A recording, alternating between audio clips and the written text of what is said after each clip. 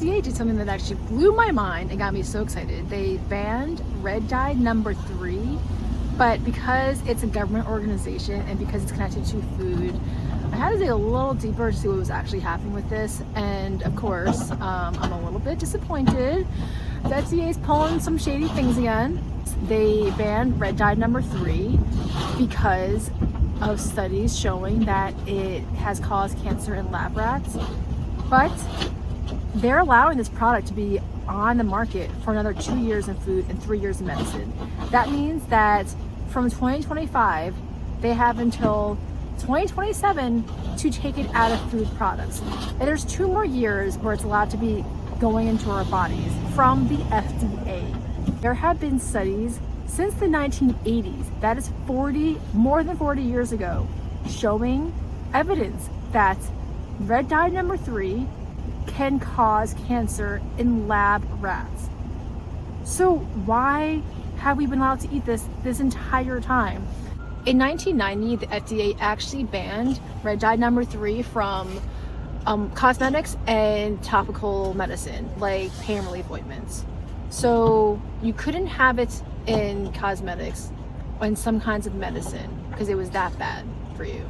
But we could still have it in food we put inside of our body. According to the Environmental Working Group, there are about 3,000 consumer products that contain this artificial coloring red number 3 in it. That can range from things like candy to beverages, some processed meats, cakes, and you know what? Maraschino cherries, all those virgin Shirley Temples I had as a child, I did not know had this cancer-related ingredient in it. What? Organizations like the Center for Science for Public Interest have been petitioning to ban red number 3 for 40 years now. And there was even an American pediatrician that started a diet for children that would help manage symptoms of ADD and autism. And this diet consisted of avoiding artificial colors, processed foods, things that we all kind of intuitively know at this point are bad for you. But he started this diet, Dr. Feingold, in the 70s. Now I'm back inside. So erythrocene, which is the name for red dye number 3, is a petroleum-based ingredient, petroleum.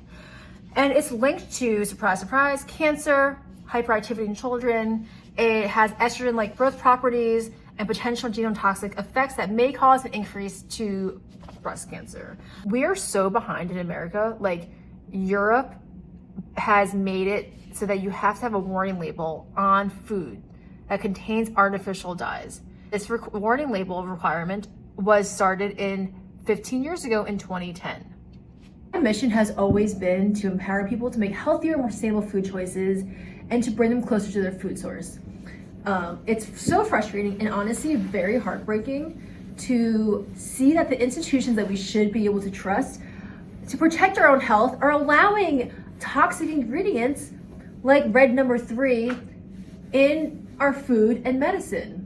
My bed is really messy because I'm on my way out, and it's messy. It's not always like this. Anyway,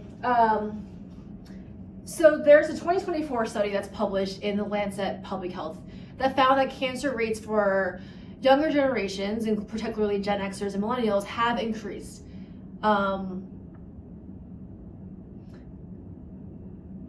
And though this study doesn't particularly say exactly what's causing this increase in cancer, I think we can only assume, or I would assume, it's a combination of environmental factors, it's a combination of microplastics and everything, and also it's a combination of very toxic ingredients that people are consuming every single day. In 1958, there was an amendment made called the Delaney Clause that said that if an ingredient in food was related to or caused cancer in animals or humans, it had to be banned from food. So if that was a clause in 1958, there were studies in the 1980s saying that the red dye number 3 causes cancer in lab rats. Then again, like, why was the FDA allowing this ingredient? And why are they still allowing it for 2 more years?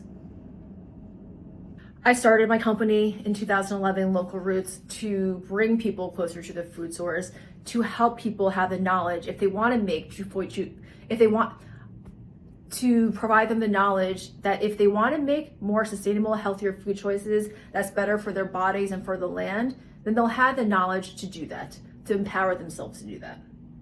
I've actually never done a video where I'm like getting ready, but I literally have to just get ready to go somewhere to meet someone, but I still want to make this video. Like, let me know what you guys think about this FDA ban of red number 3.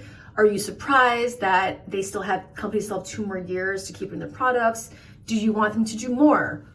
This is actually all natural lipstick. Does not contain any kind of artificial ingredients to make this color. So yeah. Again, this is my first YouTube video. All your feedback helps. Like, share, whatever, comment, ask questions, do it all. Thanks.